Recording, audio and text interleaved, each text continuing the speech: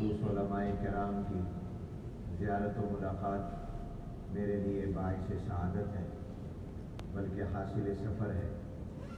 میں شکر گزار ہوں میزبان مکرم کا، صاحب البیت کا، اور اپنے ان تمام رفقاء اور احباب کا جنہوں نے آپ حضرات کو یہاں دعوت دے کر جمع فرمایا، اور آپ حضرات کا بھی صمیم قلب سے شکر گزار ہوں کہ اپنی مصروفیات کے باوجود آپ حضرات تشریف لائے۔ اللہ تبارک و تعالیٰ اپنی شان کے مطابق بہترین جزا دارین میں آپ کو نصیب فرمائیں۔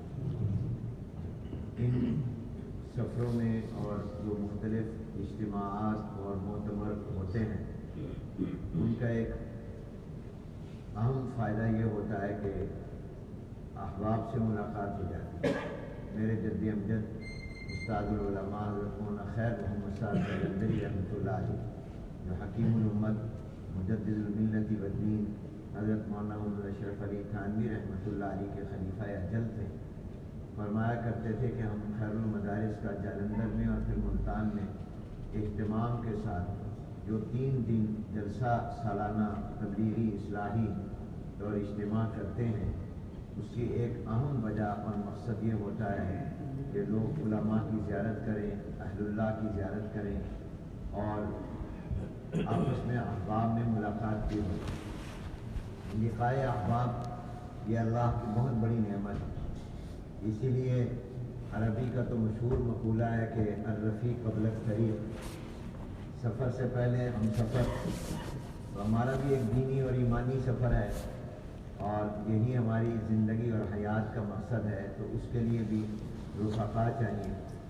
قرآن کریم میں اللہ تعالیٰ نے دخول جنت کا ذکر بعد میں کیا ہے اور رفقائے جنت کا ذکر بعد پہلے کیا ہے۔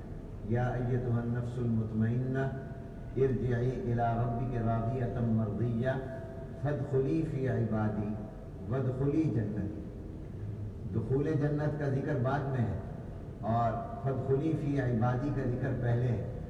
اس لیے معلوم ہوا کہ جنت میں بھی رفقا کی ضرورت ہوگی، تو اس لیے اللہ نے جنت کے لیے جنت کے ساتھیوں کا پہلے انتخاب فرما دیا، کیونکہ جنت اپنی جگہ نعمت ہے، مستقل نعمت ہے، لیکن احباب کا وہاں ہونا یہ مستقل نعمت ہے۔ آپ کو بھی تجربہ ہوگا، میں نے زندگی میں بہت سے سفر کیے ہیں، تو میرا یہ تجربہ اور مشاہدہ ہے اپنے، بلکہ آپ بیتی ہے کہ کسی بھی جگہ جائیں، وہاں اگر اپنے دوست اور احباب نہ ہوں تو وہاں دل نہیں لگتا، اور انسان یہ چاہتا ہے کہ میں جتنی جلدی ہو سکے واپس چلا جاؤں۔ اور اگر کسی ایسی جگہ جائے جہاں اپنے احباب ہوں اور دوست ہوں، رفقا ہوں، ہم مزاج ہوں، تو وہاں پر پھر ایسا دل لگتا ہے کہ جنگل بھی منگل بن جاتا ہے، ورنہ شاہی محلات میں بھی سکون نہیں ملتا، قصر ملکی میں بھی سکون نہیں ملتا اگر اپنے احباب نہ ہوں۔ تو اس لحاظ سے میں اس پر آپ کا شکر گزار ہوں کہ یہاں صرف 3 دن کے لیے حاضری ہوئی، مگر آپ حضرات کی ملاقات اور آپ کی زیارت کی مجھے سعادت اور شرف حاصل ہو رہا ہے۔ اہل علم کا اجتماع ہے، اور ماشاءاللہ خوشی ہوئی، نعمت غیر مترقبہ ہے کہ علماء کرام کی جماعت بھی یہاں پر موجود ہے، اور واقعہ یہ ہے کہ ان علماء کرام کا ہندوستان سے یہاں آنا اور دین کا درد اور دین کی فکر لے کر آنا، یہ بھی اللہ کی بہت بڑی نعمت ہے۔ اور ہمارے تبلیغی جماعت کے بانی اور مؤسس حضرت مولانا محمد الیاس صاحب رحمۃ اللہ علیہ کی قبر کو اللہ تعالیٰ منور فرمائے اور کروڑوں رحمتیں فرمائے کہ انہوں نے کس اخلاص کے ساتھ اس عظیم سلسلے کی بنیاد رکھی۔ اور واقعہ یہ ہے کہ اخلاص میں بڑی طاقت اور قوت ہے۔ اخلاص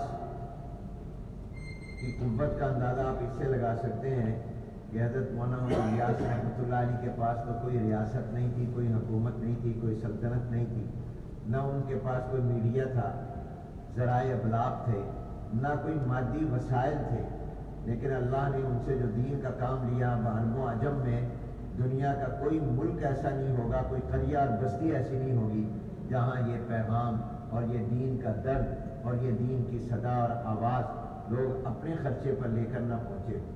یہ اخلاص کی برکات ہیں۔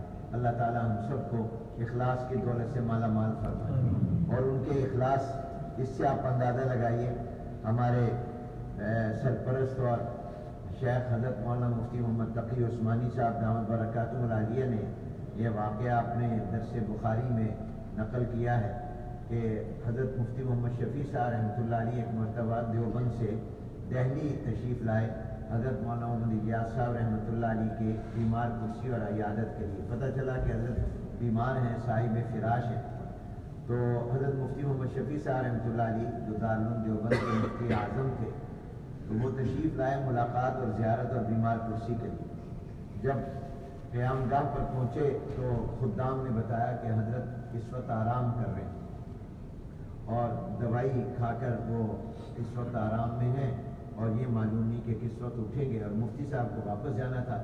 تو کہا اچھا جب حضرت بیدار ہوں تو میرا سلام اور دعا کی درخواست کر دیں اور بتا دیں کہ محمد شفیع دیوبند سے آپ کی خیریت معلوم کرنے آئے۔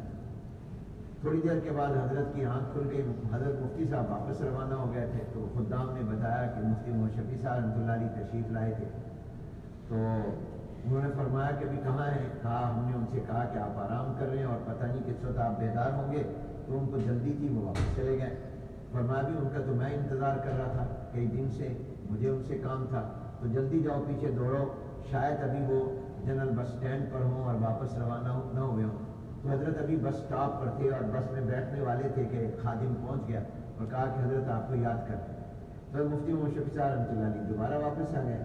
تو مولانا الیاس صاحب رحمۃ اللہ علیہ سے ملاقات ہوئی تو حضرت نے فرمایا کہ بھئی آپ کی ملاقات کا میں خود منتظر تھا اور کئی دن سے سوچ رہا تھا کہ آپ سے کیسے ملاقات ہوئی، یا میں آپ کی خدمت میں خط لکھوں، مجھے دو باتوں میں آپ سے رہنمائی چاہیے، اور وہ میرے طبیعت میں کافی اضطراب اور بے چینی ہے اس کی وجہ سے۔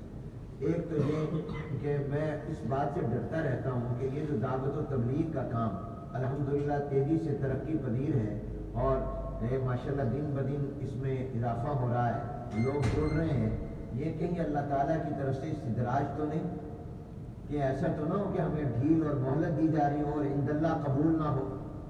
تو دوسرے ایک تو یہ میرے ذہن میں سوال آتا ہے کہ آپ سے پوچھوں، اور دوسرا یہ کہ یہ کام ماشاءاللہ جس تیزی سے پھیل رہا ہے تو ڈرتا یہ ہوں کہ کہیں ایسا نہ ہو کہ عوام کے ہاتھ میں چلا جائے اور علماء کی سرپرستی سے یہ کام محروم ہو جائے، اور پھر اس کے اندر ایسی چیزیں آ جائیں جو خلاف قرآن و سنت ہوں، خلاف شریعت ہوں۔ تو یہ دو مجھے خطرے لگے رہتے ہیں۔ اور مفتی صاحب رحمۃ اللہ علیہ نے فرمایا حضرت جہاں تک تو پہلی بات ہے کہ آپ کو یہ فکر ہے کہ پتہ نہیں اللہ کے ہاں کام قبول ہے یا نہیں ہے، اور اللہ کی طرف سے یہ ڈھیل اور کہیں مہلت نہ ہو، اس کو آپ اپنے دل سے نکال دیں، اس لیے کہ یہ عند اللہ قبولیت کی نشانی ہے اس کام میں جو ترقی ہو رہی ہے، اور یہ استدراج نہیں ہے۔ تو حضرت نے فرمایا کہ بھی آپ کیسے کہتے ہیں یہ بات؟ کہا کہ اس لیے کہ اگر یہ استدراج ہوتا اور یہ ڈھیل اور مہلت ہوتی تو آپ کے دل میں یہ احساس بھی پیدا نہ ہوتا، یہ خیال بھی پیدا نہ ہوتا، یہ خوف اور ڈر بھی پیدا نہ ہوتا کہ پتہ نہیں القبول ہے یا نہیں ہے، کیونکہ جس کو اللہ ڈھیل دیتا ہے اس کے دل میں کبھی یہ فکر نہیں پیدا ہوتا کہ یہ کہیں پتہ نہیں اللہ کے ہاں قبول ہے یا نہیں۔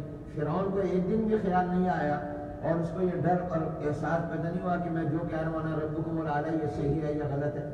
تو جہاں اللہ تعالیٰ مہلت دے دیتے ہیں وہاں پر اس کو یہ پھر احساس بھی نہیں ہوتا، اس طرف توجہ اور دھیان بھی نہیں ہوتا، اور آپ کے دل میں اس بات کا ڈر پیدا ہونا، خوف پیدا ہونا، احساس پیدا ہونا، یہی اس بات کی علامت ہے کہ یہ اللہ کے ہاں قبول ہے۔ یہ خوف اور یہ احساس اس بات کی نشانی اور علامت ہے کہ اللہ کے ہاں قبول ہے۔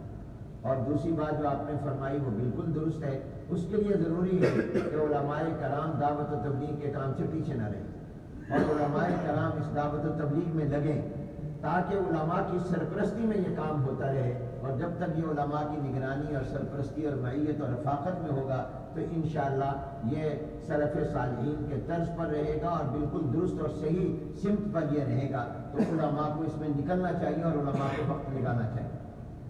تو الحمدللہ اس بات کی خوشی ہے کہ ملک اور بیرون ملک بہت سی جماعتیں الحمدللہ ان علماء کرام کی زیر نگرانی ہوتی ہیں اور علماء اس میں سال لگاتے ہیں اور وقت لگاتے ہیں، اور ہمارے الحمدللہ مدارس کے فضلاء ہمارے وفاق المدارس کے فضلاء کی بڑی تعداد ہے جو ہر سال دورہ حدیث کے بعد الحمدللہ سال کے لیے جماعت میں نکلتی ہے، اور اللہ تبارک و تعالیٰ اسے قبول فرمائے۔ تو ان حضرات کا یہاں تشریف لانا یہ ہمارے لیے نعمت غیر مترقبہ ہے اور بہت بڑی سعادت ہے اور بڑا شرف ہے۔ اللہ تعالیٰ اس کو قبول فرمائے، اور ظاہر ہے کہ اس حوالے سے ان حضرات کی گفتگو ہی ہمارے لیے ضروری ہے اور مفید بھی ہے۔ ہم تو عملاً اللہ نے تقسیم کار کیا ہوا ہے۔ میں تو ویسے یہ بھی کہا کرتا ہوں کہ جو ہم پڑھتے پڑھاتے ہیں یہ بھی تبلیغ ہے، یہ بھی دعوت ہے، اس لیے کہ ہم جب ہدایہ پڑھا رہے ہیں، مشکات پڑھا رہے ہیں، بخاری پڑھا رہے ہیں، ترمذی پڑھا رہے ہیں، تو وہاں بھی تو ہم دینی احکام کی تبلیغ کر رہے ہیں، ابلاغ کر رہے ہیں، وہ بھی تو ہم پہنچا رہے ہیں۔ باقی یہ کہ آگے عمل کی مشق کے لیے آدمی اللہ کے راستے میں بھی نکلے، اس کی اپنی جگہ فوائد ہیں۔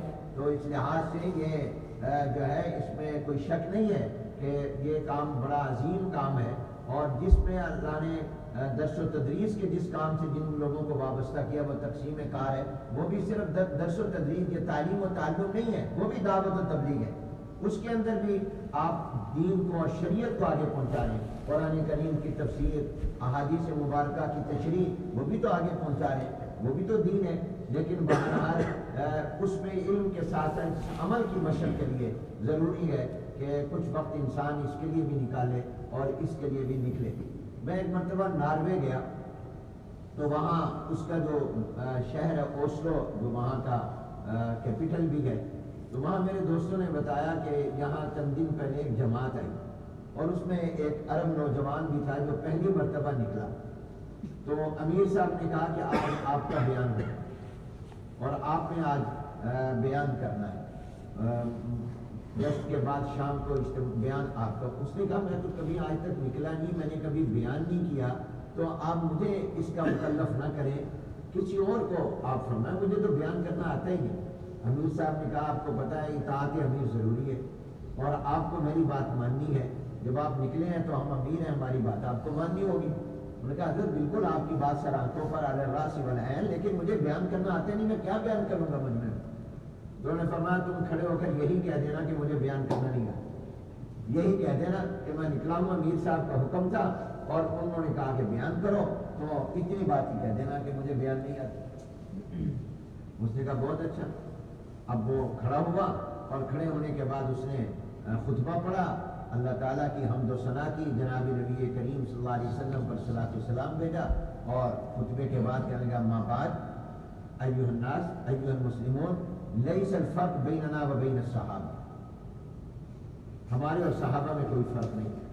اب اس سے وہ لوگوں کے کان کھڑے ہو گئے، گھبرا گئے، تبلیغ والے بھی پریشان ہو گئے کہ پہلے ہمارے اوپر کئی لوگ حضور کی گستاخی کا الزام لگاتے ہیں اور اب یہ کہ یہ تو صحابہ کے بھی گستاخ ہیں۔ تو اس نے کہہ دیا لیس الفرق بیننا و بین الصحابہ۔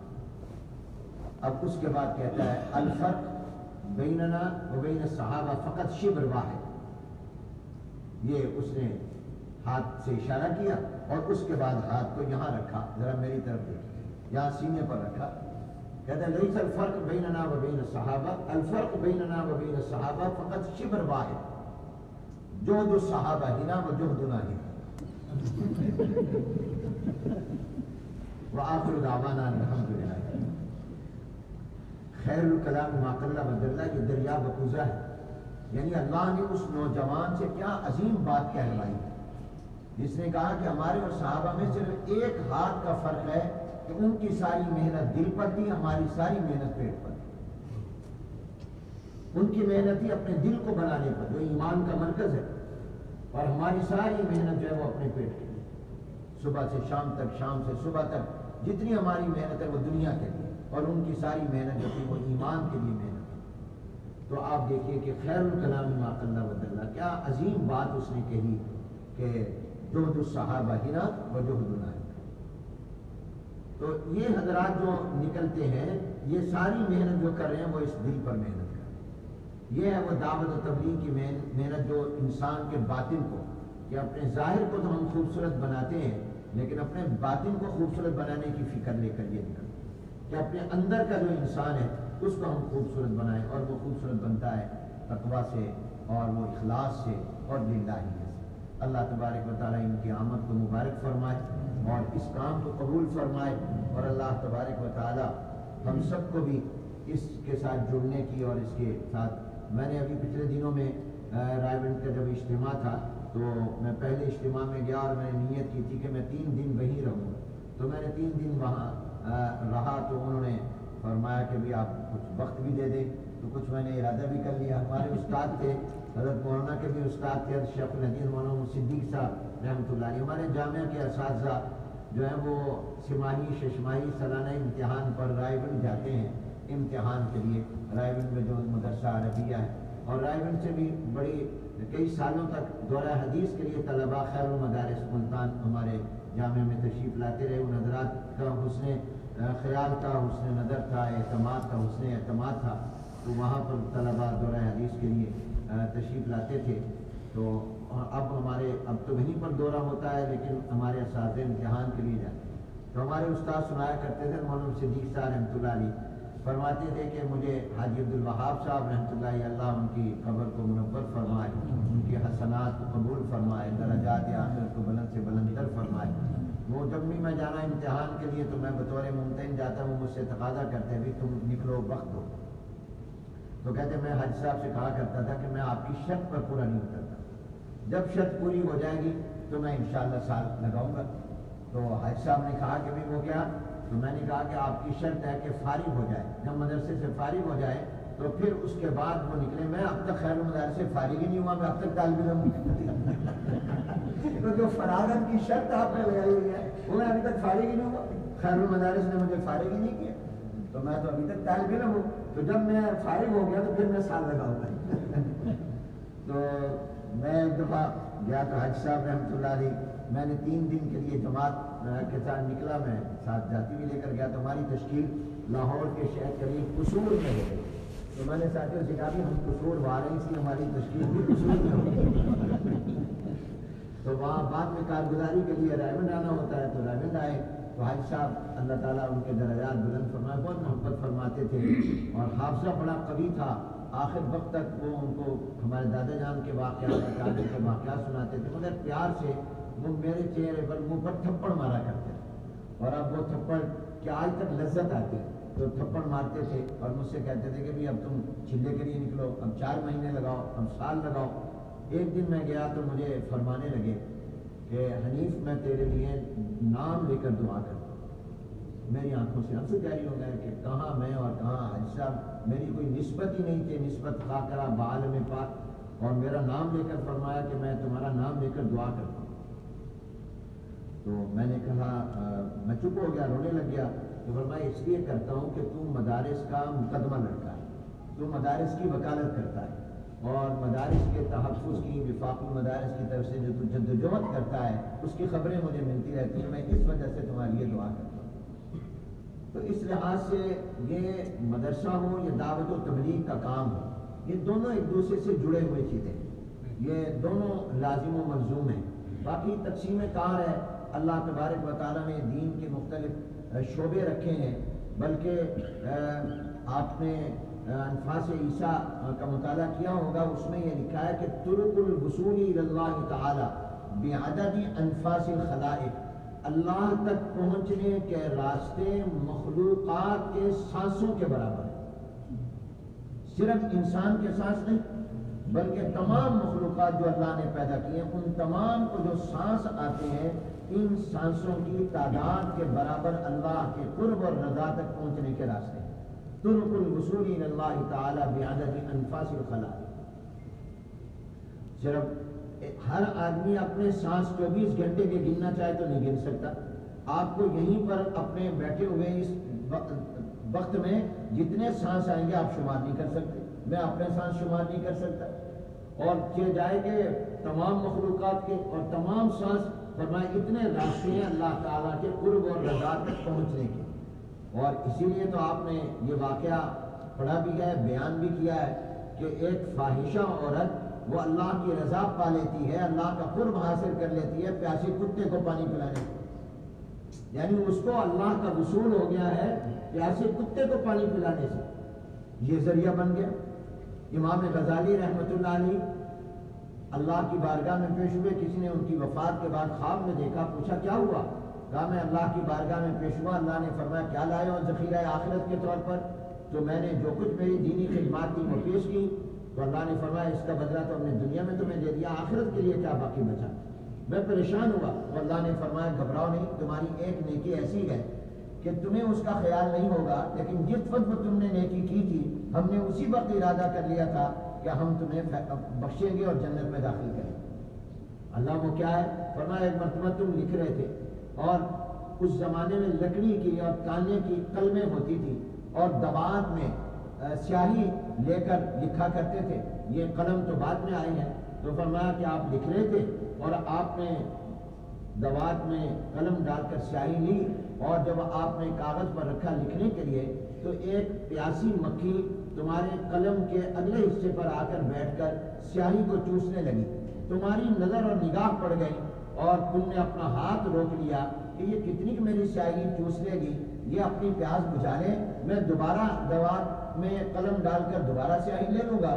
تو ہم نے کہا کہ یہ امام غزالی ایک مکھی پر ترس کر رہا ہے کہ جس سے اس کو کوئی بدلے کی بھی امید نہیں, اور کوئی اس کا اس پر احسان بھی نہیں کہ جس کا یہ بدلہ دے رہا ہو, صرف اس وجہ سے کہ وہ پیاسی ہے اس کا احساس کر رہا ہے. تو ہم رحمان و رحیم ہو کر امام غزالی پر ترس نہ کھائیں. ہم نے فیصلہ کر لیا کہ ہم تمہیں جنت میں داخل کریں. تو امام غزالی ایک پیاسی مکھی کے احساس کی وجہ سے اللہ نے ان کو جنت میں داخل کر دیا. امام ابو داؤد رحمۃ اللہ علیہ ساحل سمندر پر کھڑے ہیں, اور جو جہاز بحری لنگر انداز ہے اس میں ایک کو چھینک آتی ہے اور وہ بلند آواز سے کہتا ہے الحمدللہ. تو امام ابو داؤد سوچتے ہیں کہ اگر میں نے یہیں کھڑے ہوئے اس کو جواب دیا یا رحمۃ اللہ کہا تو اس کو آواز نہیں پہنچے گی, یہ سمجھے گا جواب نہیں دیا. تو وہاں پر ایک کشتی کو لیا 3 درہم میں, اور اس پر بیٹھ کر جا کر بحری جہاز کے قریب بلند آواز سے کہا یرحمک اللہ. تو غیب سے آواز آئی کہ امام ابو داؤد تم نے 3 درہم میں جنت خرید لی. تو امام ابو داؤد رحمۃ اللہ علیہ چھینک کا جواب دینے سے اللہ تک پہنچ گئے. امام احمد بن حنبل رحمۃ اللہ علیہ کو خواب میں اللہ کا دیدار ہوا, تو پوچھا کیف الوصول الیک, اے اللہ میں آپ تک کیسے پہنچ سکتا ہوں؟ تو فرمایا اترک نفسک وتعال, اپنے آپ کو مٹاؤ اور تواضع اختیار کرو اور ہمارے تک آ جاؤ. تو تواضع راستہ بن جاتا ہے اللہ کے پہنچنے کا. قرآن کریم کی خدمت یہ اللہ تک پہنچنے کا راستہ ہے. نماز, روزہ, زکوٰۃ, حج, یہ تمام اللہ تک پہنچنے کے راستے ہیں. دعوت و تبلیغ, تعلیم و تعلم, درس و تدریس, یہ تمام چیزیں اللہ تک پہنچنے کا راستہ ہے. اور پتہ نہیں کتنے راستے اللہ تک انسان کو پہنچا دیتے ہیں. اور انسان کا صدقہ خیرات کرنا, اس کا اخلاص کے ساتھ کوئی ایک جملہ کہہ دینا, وہ اس کو اللہ کی رضا اور اللہ کی قرب. اس لیے فرمایا گیا کہ ہر نیکی کرو, نہ معلوم کوئی پتہ نہیں کون سی نیکی اللہ کو پسند آ جائے. ہر گناہ سے بچو, معلوم نہیں کس گناہ پر اللہ تعالیٰ گرفت فرمانے. جس طرح اللہ تبارک و تعالیٰ نے صلاۃ وسطیٰ کو 5 نمازوں کے اندر چھپا دیا ہے, حافظوا علی الصلوات والصلاۃ الوسطیٰ. غور کریں تو ہر نماز صلاۃ وسطیٰ بنتی ہے. 5 نمازوں میں جس بھی 2 نمازوں کو ایک طرف کر دو, 2 کو ایک طرف کر دو, تو وہ صلاۃ وسطیٰ بن جائے گی. فجر اور ظہر کو ایک طرف کریں, مغرب اور عشاء کو, تو نماز عصر جو ہے وہ صلاۃ. جس طرح ہکذا ہر نماز صلاۃ وسطیٰ ہے. تو اللہ نے اس کو چھپا دیا, متعین نہیں بتایا کہ صلاۃ وسطیٰ کون سی ہے. تمام نمازوں کی پابندی کرو, خود بخود صلاۃ وسطیٰ مل جائے. لیلۃ القدر کو عشرہ اخیرہ رمضان کی طاق راتوں میں چھپا دیا. ان 5 راتوں میں اللہ کی عبادت کرو, خود بخود شب قدر مل جائے گی. ساعت مستجابہ یوم جمعہ میں چھپا دیا کہ تم اللہ کی طرف متوجہ رہو, بین الخطبتین ہو یا عصر سے لے کر مغرب تک یا پورے دن کا اللہ کی طرف متوجہ رہو, تمہیں ساعت مستجابہ مل جائے گی. اسم اعظم کو اسماء الحسنی میں اللہ نے چھپا دیا. اسی طرح اللہ نے اپنی رضا کو نیک اعمال میں اور اپنی ناراضگی کو اللہ نے گناہوں میں چھپا دیا. نہ معلوم کس گناہ پر اللہ پکڑ لے اور کس نیکی پر اللہ تعالیٰ راضی ہو جائے. کسی گناہ کو چھوٹا سمجھ کر کریں ہم مت, کہ شاید اسی چھوٹے گناہ کو ہم سمجھ لیں اللہ اس پر گرفت کر لیں, اور کسی نیکی کو چھوٹا سمجھ کر چھوڑے مت, شاید اللہ تعالیٰ اسی نیکی پر راضی ہو جائیں اور اسی نیکی کی وجہ سے اللہ تبارک و تعالیٰ ہمیں بخش دے اور ہماری مغفرت فرما دے. تو پروردگار عالم نے چھپا دیا ہے ان تمام ان چیزوں کو ان کے اندر کہ تم تمام کی پابندی کرو. تو اسی طرح اللہ کس راستے سے مل جائے گا, نماز کی پابندی کرو, شاید اللہ نماز کے راستے مل جائے. زکوٰۃ دینے والے جن پر فرض ہے وہ زکوٰۃ دیں, حج جن پر فرض ہے وہ حج کریں، اسی طرح پر روزہ رکھیں، اور یہ درس و تدریس کا کام، تعلیم و تعلم کا کام، خدمت انسانیت کا کام، صدقہ خیرات کا کام، یہ تلاوت قرآن، ہر عمل کو کوشش کرو، نہ معلوم کہ کس ذریعے سے اللہ مل جائے، لیکن اللہ تک پہنچنے کا جو قطعی اور یقینی اور شارٹ کٹ راستہ ہے وہ اتباع سنت کا راستہ ہے۔ یوں تو کوئی پتہ نہیں اللہ کس راستے سے مل جائے، لیکن شارٹ کٹ اور قطعی اور یقینی وہ شریعت پر عمل سنت کے مطابق ہو۔ جب شریعت پر عمل سنت کے مطابق ہوگا تو وہ یقینی 100% میاں فی المیا وہ اللہ تک پہنچا دے گا۔ یہ اللہ تک قرآن میں اللہ نے فرما دیا، ان کنتم تحبون اللہ فاتبعونی یحببکم اللہ ویغفر لکم ذنوبکم واللہ غفور الرحیم۔ اللہ تبارک و تعالی ہم سب کو اس کی توفیق عطا فرمائیں کہ ہم تمام وہ راستے اللہ ہمیں عطا فرما دیں جس راستے سے اللہ، اس لیے کسی کی نفی نہیں کرنی چاہیے۔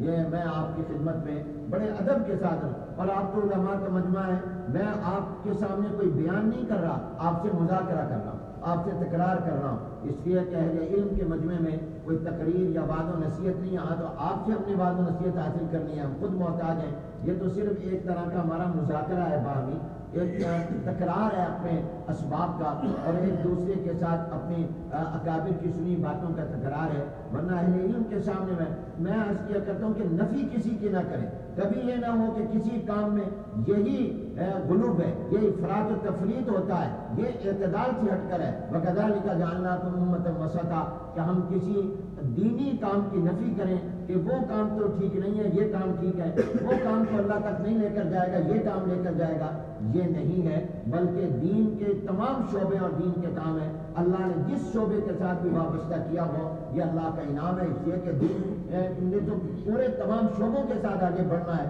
اور آگے چلنا ہے، اس لحاظ سے کسی کی نفی نہ کی جائے بلکہ اس کے کام کی تحسین کی جائے اور اس کے اندر اس کی مدد کی جائے، جتنا ہو سکے اس میں شرکت ہو، یہ لالچ ہو کہ میں درس و تدریس تو کر رہا ہوں، دعوت و تبلیغ میں بھی میرا حصہ ہو جائے، دعوت و تبلیغ سے وابستہ حضرات تعلیم بھی کرتے ہیں تاکہ ہمارا تعلیم میں بھی حصہ ہو جائے، خود بچوں کو بھیجتے ہیں اور پڑھتے ہیں تاکہ ہمارا اس میں بھی حصہ ہو جائے، تو ایک دوسرے کے ساتھ تعاون ہونا چاہیے اور ایک دوسرے کے ساتھ شرکت ہونی چاہیے، اور اس لیے کہ اللہ کے ہاں یہ تمام راستے وہ ہیں جو اللہ تک جاتے ہیں۔ اب یہاں پر ہم آئے ہیں تو کئی سڑکیں تھیں، کئی راستے تھے، تو کوئی شارٹ کٹ بھی تھا اور کوئی ایسا بھی تھا جس میں زحمہ نہیں تھا، تو وہ ہمیں نیویگیشن دور سے لایا، لیکن لایا اس راستے سے جس میں رش نہیں تھا، جس میں ہجوم نہیں تھا۔ تو اسی طرح اللہ تک پہنچنے کا رضا اور قرب کے راستے کچھ ہجوم والے ہوتے ہیں اور کچھ شارٹ کٹ ہوتے ہیں، کچھ ذرا لمبے ہوتے ہیں،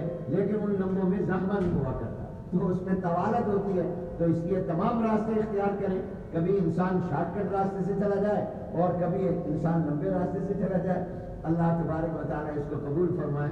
یہ بات تو میں نے بطور تمہید عرض کر دی، جو بات مجھے عرض کرنی تھی وہ یہ کہ یہ دور آپ حضرات بھی جانتے ہیں فتنوں کا دور ہے اور فتنوں کا زمانہ ہے، اور جناب نبی کریم رحمت عالم حضور اکرم صلی اللہ علیہ وسلم نے ارشاد فرمایا کہ قرب قیامت میں فتنے ایسے آئیں گے، ایک زمانہ آئے گا جب فتنے دریا سمندر کی موجوں کی طرح آئیں گے، لہروں کی طرح آئیں گے، کہ ابھی ایک لہر ختم نہیں ہوتی کہ دوسری لہر آ جاتی ہے، ایک موج ختم نہیں ہوتی کہ دوسری موج آ جاتی ہے، صبح کو انسان مومن ہوگا اور شام کو کافر، شام کو مومن ہوگا اور صبح کو کافر، اس طرح پر فتنے آئیں گے، اور آج ہم اپنی آنکھوں سے وہ دیکھ رہے ہیں کہ ابھی ایک فتنہ، ایک آزمائش، ایک امتحان، ایک ابتلا ختم نہیں ہوتا کہ دوسرا امتحان، دوسری آزمائش اور دوسرا ابتلا آ جاتا ہے۔ ان فتنوں کے دور اور زمانے میں بچنے کا راستہ کیا ہوگا اور اس کے لیے ان سے حفاظت کا راستہ کیا ہوگا، بس وہ بات عرض کرنی تھی۔ اپنے لیے میں آپ کو پہلے مخاطب بناتا ہوں، آپ حضرات کی خدمت میں بطور مذاکرہ اور اصلاح کی غلطی ہوگی تو آپ اصلاح فرما دیں گے، بعد میں عرض کرتا ہوں کہ ان فتنوں کے دور میں، اور فتنے ہر طرح کے ہیں، سیلاب ہے، طوفان ہے فتنوں کا، ان فتنوں سے بچنے کے لیے کیا طریقہ ہے؟ جناب نبی کریم صلی اللہ علیہ وسلم نے فرمایا ہے روایت مبارکہ میں اور حدیث مبارکہ میں کہ الشیطان ذئب الانسان، شیطان انسان کا بھیڑیا ہے، اور پھر فرمایا کہ بھیڑیے کی عادت ہے کہ وہ اس بکری پر حملہ آور نہیں ہوتا جو اپنے ریوڑ میں ہوتی ہے، وہ اس بکری پر حملہ کرتا ہے جو اپنے ریوڑ سے الگ ہوتی ہے، جس کو تنہا دیکھتا ہے۔ تو اس لحاظ سے آج جس مسلمان کو وہ دیکھیں گے کہ یہ علماء سے الگ ہے، یہ اہل حق سے الگ ہے، یہ دین والوں سے الگ ہے، اس کے اوپر یہ فتنے حملہ آور ہوں گے، اور یہ شیطانی اور طاغوتی فتنے اس پر حملہ آور ہوں گے۔ اور سب سے بڑا جو فتنہ ہے، وہ فتنہ جو ہے وہ آپ کے اور میرے ایمان کے لیے فتنہ ہے، دین کے لیے فتنہ ہے۔ مالی فتنے، اقتصادی فتنے، وہ ہمارا دین تو خراب نہیں کر، لیکن ہمارے اگرچہ قاد الفقر یکون کفرا، میری وہ مرادی میں دوسرے معنی میں کہہ رہا ہوں کہ ہمارے لیے سب سے بڑا خطرہ وہ ہے جو ہمارے ایمان اور ہمارے دین اور ہمارے عقائد اور نظریات کے لیے فتنہ ہے۔ شاید آپ کے مجمع میں نے کہا ہو، حضرت مولانا شمس صاحب افغانی رحمۃ اللہ علیہ نے 1961 میں خیر المدارس میں وفاقی مدارس کی مجلس شورا کے اجتماع میں ایک بیان فرمایا جو مجھے وفاق کی تاریخ مرتب کرتے ہوئے کسی ریکارڈ میں ملا، اور اس مجلس میں فرمایا جس میں حضرت مولانا خیر محمد صاحب رحمۃ اللہ علیہ میرے جد امجد موجود ہیں، جس میں محدث حضرت مولانا یوسف بن نوری رحمۃ اللہ علیہ موجود ہیں، جس میں مفتی اعظم حضرت مولانا مفتی محمد شفیع صاحب رحمۃ اللہ علیہ موجود تھے، جس میں حضرت مولانا مفتی محمود صاحب رحمۃ اللہ علیہ مفکر اسلام موجود تھے، جس میں شیخ التفسیر مجھے ان کا نام مجھے کنفرم ہے، حضرت مولانا لاہوری رحمۃ اللہ علیہ موجود تھے، لیکن باقی یہ جتنے اکابر مولانا ادریس صاحب کاندوی رحمۃ اللہ علیہ اس میں موجود، بڑے بڑے اکابر اس میں موجود تھے۔ تو فرمایا علماء کرام تمہارے لیے چیلنج آنے والے دور اور زمانے میں عیسائیت اور یہودیت نہیں ہے، یہودیت اور عیسائیت اب بطور مذہب دنیا میں نہیں ہے، یہ بطور قوم ہے، یہ قوم کے طور پر اب ہے، بطور مذہب ختم ہو گئے ہیں۔ جیسے پٹھان قوم ہے، مذہب نہیں ہے، بلوچی، سندھی، پنجابی، سرائکی، مہاجر، یہ قومیں ہیں، یہ مذہب نہیں ہے۔ تو فرمایا اب کرسچن اور جوش بھی، ہندو سکھ بھی، یہ تو ہے ہی قومیں، فرمایا یہ بھی قومیں ہیں، یہ بطور مذہب کی اب نہیں ہے۔ اب جو تمہارے لیے چیلنج ہوگا وہ مغربیت کا چیلنج ہوگا، اور وہ مغرب نہیں فرمایا، مغربیت کا چیلنج ہوگا، اور چنانچہ وہ چیلنج آج آپ کے سامنے ہے، اس کے لیے تمہیں تیاری کرنی ہے، اس کا مقابلہ کرنا ہوگا، اس کے لیے ایسی قانون سازیاں ہوں گی کہ جو عیسائی مذہب میں اور یہودی مذہب میں بھی اس کی اجازت نہیں ہے۔ میں مثال کے طور پر عرض کرتا ہوں صرف بات کی وضاحت کے لیے، کیا عیسائی اور یہودی مذہب میں، کسی بھی مذہب آسمانی اور یا غیر آسمانی مذہب میں، کیا وہاں پر ہم جنس پرستی کی اجازت ہے؟ بغیر شادی اور نکاح کے مرد کسی کے ساتھ تعلقات جنسی قائم کر سکتا ہے؟ بغیر شادی کے نہیں کر سکتا۔ کیا مرد کے ساتھ، عورت کے ساتھ شادی کر سکتے ہیں؟ نہیں کر سکتے، لیکن ایسے قانون بنتے ہیں۔ اور کہاں بنے؟ جہاں پر کرسچن کی اکثریت ہے، کہاں بنے؟ جہاں یہودیوں کا کنٹرول ہے، سیاست پر بھی اور اس کے میڈیا پر بھی، ذرائع ابلاغ پر بھی، اقتصادیات پر بھی۔ تو ایک کمن اور ایک کیفن طاقتور ہے، مگر اس کے باوجود وہاں وہ قانون خود انہوں نے بنائے، کسی حکم نے نہیں مسلط کیے، انہوں نے خود بنائے جو ان کے اپنے مذہب کی نفی کرتے ہیں، جو ان کے اپنے مذہب میں جائز نہیں ہے، جو ان کے اپنے مذہب میں نہیں ہے۔ یہ کیا ہے؟ یہ مغربی فکر ہے، یہ مغربی فلسفہ ہے، یہ مغربیت ہے کہ انسان پہلے ہے اور اللہ اور اس کا خالق بعد میں ہے۔ جو انسان کی خواہش پیدا ہو وہ اس خواہش کی اس کو اجازت قانوناً ہونی چاہیے، اس پر کوئی پابندی اور قدغن نہیں ہونا چاہیے۔ تو یہ آپ کے لیے اور ہمارے لیے چیلنج ہے، یہ مغربیت چیلنج ہے جو ہمارے افکار پر، ہمارے نظریات پر، ہمارے عقائد پر، ہمارے اصول پر، ہماری بنیادی اور اساسی چیزوں کے اوپر جس کا اس وقت میں حملہ ہے۔ اس کے لیے آپ حضرات کو تیاری کرنی ہے، اور وہ تیاری دلائل کے ساتھ کرنی ہے، اور وہ علمی طاقت اور قوت کے ساتھ کرنی ہے۔ یہ ہمارے لیے ایک بہت بڑا چیلنج ہے۔ اسی چیلنج کے اندر آج آپ دیکھیں کہ جو یونیورسٹی اور کالجوں میں ہمارے بچے پڑھتے ہیں ان کے بارے میں آپ دیکھیں الحاد سے بڑھ کر ارتداد تک، اور فکری ارتداد نہیں، عملی ارتداد تک۔ جب پاکستان بڑھ رہا تھا، تاریخ چل رہی تھی، تو مولانا سید سلیمان ندوی رحمۃ اللہ علیہ نے سنا ایک جملہ فرمایا تھا کہ مجھے ہندوستان میں ارتداد کا خطرہ ہے اور پاکستان میں الحاد کا خطرہ ہے، کہ ادھر ارتداد ہوگا وہاں الحاد ہوگا۔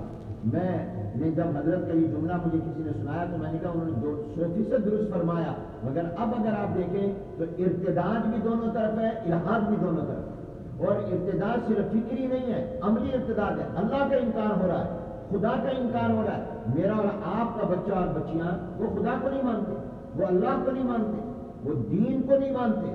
یہ ایک بہت بڑا ہمارے لیے چیلنج ہے کہ اپنے ان کی دین اور ایمان کی حفاظت کرنا، اور سب سے بڑی چیز ہے وہ ایمان اور دولت، کہ ایمان کی دولت ہے اور دین کی دولت ہے، کہ اگر ہم اس کو سنبھال کر قبر تک لے گئے تو پھر ایمان قبر سے آگے جنت یہ لے جائے، ایمان کو ہم سنبھال کر قبر تک لے جائیں اور وہاں سے آگے. اور اس کے لیے ضروری ہے کہ یہ جو فتنوں کا، اس میں فتنہ میں نے بتایا بہت بڑا فتنہ یہ ہے جو الحاد کا ہے، جو ارتداد کا ہے، جو آپ کے بنیادی عقائد پر، نظریات پر جو جن چیزوں کا حملہ ہے، کبھی کسی نام پر، کبھی کسی نام پر، کبھی انسانی حقوق کے نام پر، کبھی آزادی نسواں کے نام پر کہ عورت کو آزادی دے دو، اور کبھی جناب تیسری جنس، حالانکہ جنسیں تو دو ہی ہوتے ہیں، اس کے حقوق کے نام پر کہ وہ اس میں ایسے قوانین بنا دیے جائیں اور ایسی چیزیں عملی کی جائیں جو کہیں تہذیب اور ثقافت کے انسان کے اوپر کوئی پابندی اور قدغن نہیں ہونا چاہیے.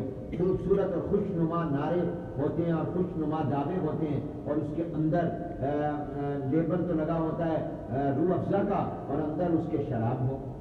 لیبل تو لگا ہو کہ جناب یہ فلاں چیز مفید ہے اور اندر اس کے زہر ہو. تو یہ آج چیزیں، یہ ہمارے لیے بہت بڑا چیلنج ہے اور خطرہ ہے اور یہ فتنہ ہے. اس کے لیے مجھے اور آپ کو محنت کرنی ہے، اپنے آپ کو مضبوط کرنا ہے علمی دلائل سے، اور جن شعبوں کو ہم نے نظر انداز کیا ہوا ہے، جن طبقات کو، ان کی طرف ہمیں متوجہ ہونا ہے، اور اس کے ساتھ ساتھ اپنی اولادوں کو سنبھالنا ہے. اس لیے کہ ہمارے ان بچوں نے، دیکھیے ہم شکر گزار ہیں اپنے ماں باپ کے جنہوں نے ہمیں دین کی طرف لگا دیا. میں دعا کرتا ہوں اپنے والد کے لیے اور دادا کے لیے کہ انہوں نے مجھے مدرسے میں داخل کیا، دینی علوم کے لیے مجھے متوجہ کیا اور مجھے اسی کام پہ لگایا. لیکن اب میرا فرض ہے کہ میں اپنی اولاد کو اس پر لگاؤں. جب میرے والد نے مجھے لگایا تو میرا والد اس بات میں مطمئن ہو گیا کہ میں نے اپنے بیٹے کو اس کے دین اور ایمان کے راستے پر ڈال دیا. اب میرا فرض ہے کہ میں اپنی اولاد کو کروں. تو ہمارے ماں باپ نے ہمیں تو الحمدللہ سیدھے راستے پر لگانے کی کوشش کی ہے، کہیں غلطی ہے تو وہ ہماری ہے. اب آگے ہمارا بھی فرض ہے کہ ہم نے اپنی اولاد کے اوپر کیا محنت کی ہے، ہم اپنی اولاد کی کیا تربیت کریں. اس فتنوں کے دور میں ہم کیا ان کو جوڑ رہے ہیں. تو ایک حضور علیہ السلام نے فرمایا کہ بھیڑیا جو ہے وہ حملہ آور ہوتا ہے، شیطان بھیڑیا ہے. تو ہمیں اس کے لیے کیا طریقہ ہے؟ ایک طریقہ یہ ہے کہ ہم اپنی اولاد کو علماء کے ساتھ جوڑیں، جتنا ہو سکے ان کو علماء کے ساتھ جوڑیں، ان کے ساتھ ان کو ملاقات کروائیں، ان کی مجلسوں میں لے جائیں، ان کی کتابیں ان کو پڑھنے دیں اور ان کے ساتھ ان کا تعارف کرائیں، اپنے گھروں میں ان کے ساتھ بات کریں. اور دوسرا، اپنے بچوں کو، اولادوں کو دعوت و تبلیغ کے ساتھ جوڑیں. جو دعوت و تبلیغ کے ساتھ جڑ جائے گا، یا دینی مدارس کے ساتھ جڑ جائے گا، یا جس کا خانقاہوں کے ساتھ تعلق ہو جائے گا، یا علماء حق کے ساتھ تعلق ہو جائے گا، انشاءاللہ وہ کبھی بھی مرتد نہیں ہوگا اور ملحد بھی نہیں ہوگا. اس کا عقیدہ محفوظ ہو جائے گا، اس کا ایمان اور دین محفوظ ہو جائے گا. عملی کوتاہی ہو سکتی ہے، گناہگار ہو سکتا ہے، لیکن انشاءاللہ اس کا عقیدہ، اس کا نظریہ، اس کا دل اور دماغ وہ محفوظ ہو جائے گا انشاءاللہ. یہ راستہ اللہ نے ہمارے پاس دیا، ہمارے اکابر یہ راستہ ہمیں دے گئے. تو اس لیے جتنا ہو سکے ہم اپنی اولاد کی کھانے اور روٹی کی اور دنیا کی فکر کرتے ہیں، اس سے زیادہ ہمیں ان کی دین کی فکر کرنی چاہیے. قرآن کریم میں جگہ جگہ ہمیں یہ پیغام ملتا ہے. قرآن کریم کے پہلے پارے کے آخر میں ہی آپ دیکھیں اللہ تعالیٰ واقعہ نقل کر رہے ہیں. ام کنتم شہداء اذ حضر یعقوب الموت اذ قال لبنیہ ما تعبدون من بعدی. یعقوب علیہ السلام دنیا سے جا رہے ہیں اور اپنی اولاد کو کہہ رہے ہیں آخری وقت ہے، اور ان سے سوال یہ نہیں کر رہے میرے بعد کیا کام کرو گے، میرے بعد کیا بزنس کاروبار کرو گے، کیا سیر و سیاحت کرو گے. یہ سوالات نہیں کر رہے. سوال کریں ما تعبدون من بعدی، میرے بعد عبادت کس کی کرو. فکر ہے تو ایمان کی اور دین کی فکر ہے. اور یعقوب علیہ السلام یہ ان سے پوچھ رہے ہیں کہ جن کا خاندان ہی نبیوں کا خاندان ہے، جو خاندان نبوت ہے، انہوں نے تو آنکھیں کھولی تو دیکھا تو نبیوں کو ہی دیکھا. یعقوب علیہ السلام نبی ہیں، اس سے اوپر اسحاق علیہ السلام نبی ہیں، ابراہیم علیہ السلام نبی ہیں، والد نبی ہے، دادا نبی ہے، پردادا نبی ہے، اور نبیوں کا خاندان ہے. ہزاروں نبی اس میں آئے ہیں، لیکن اس کے باوجود اس پر اطمینان نہیں ہو رہا. پوچھ رہے ہیں ما تعبدون من بعد، کس کی عبادت کرو؟ قالوا نعبد الہک و الہ آبائک ابراہیم و اسماعیل و اسحاق الہ واحد ونحن له مسلمون. تو اس لیے حکمت کے ساتھ ہم چلیں، بصیرت کے ساتھ چلیں، لیکن ہم اپنے اور اپنی اولاد کے دین اور ایمان کی فکر بھی کریں. اور اس کا طریقہ یہی ہے یا الذین آمنوا اتقوا اللہ وکونوا مع الصادقین، اللہ نے فرما دیا. تو یہی فتنوں سے بچنے کا راستہ ہے. صادقین کے ساتھ ہو جائیں اور ان کے ساتھ تعلق مضبوط کر لیں. اور صادقین وہی، یہ نہیں ہے کہ آج ہے نہیں. بعض لوگ کہا کرتے ہیں آج کل تو یہ دنیا میں ہے ہی نہیں صادقین. بھی کیسے نہیں؟ قرآن قیامت تک کے لیے، یہ آیت بھی قیامت تک کے لیے، یہ حکم بھی قیامت تک کے لیے. اگر صادقین نہیں ہے تو پھر اس کا مطلب یہ ہوا کہ اللہ نے کیوں حکم فرمایا؟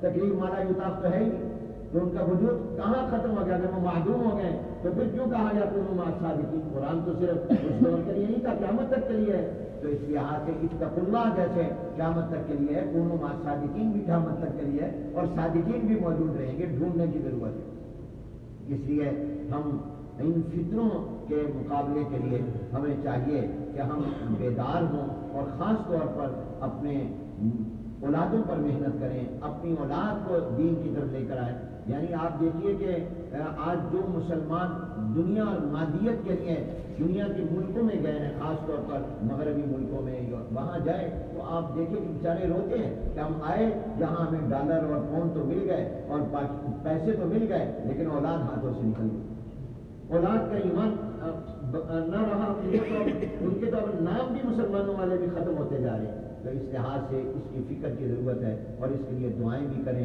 راتوں کو اٹھیں، اللہ سے مانگیں اور اپنا تعلق مع اللہ قائم کریں، جتنا ہو سکے اللہ کی طرف رجوع کریں. تو اس لیے یہ اللہ کی طرف جتنا رجوع ہوگا اور ہم اللہ سے مانگیں گے تو انشاءاللہ وہ مانگنا ضائع نہیں جائے گا، وہ اللہ تعالیٰ اس کی وجہ سے نظر رحمت فرمائیں گے. معافی چاہتا ہوں، گفتگو ذرا میں نے آپ کی لمبی بھی کر دی اور آپ کی مقام اور شان کے مطابق بھی میرا یہ مقام ہی نہیں تھا کہ میں آپ کے سامنے کچھ بات کرتا، بس دعا لینے کے لیے اور اصلاح کی نیت سے عرض کی ہے. پھر شکر گزار ہوں. وآخر دعوانا ان الحمدللہ. Thanks for watching. Don't forget to like, comment, share and subscribe to Al Wahid channel.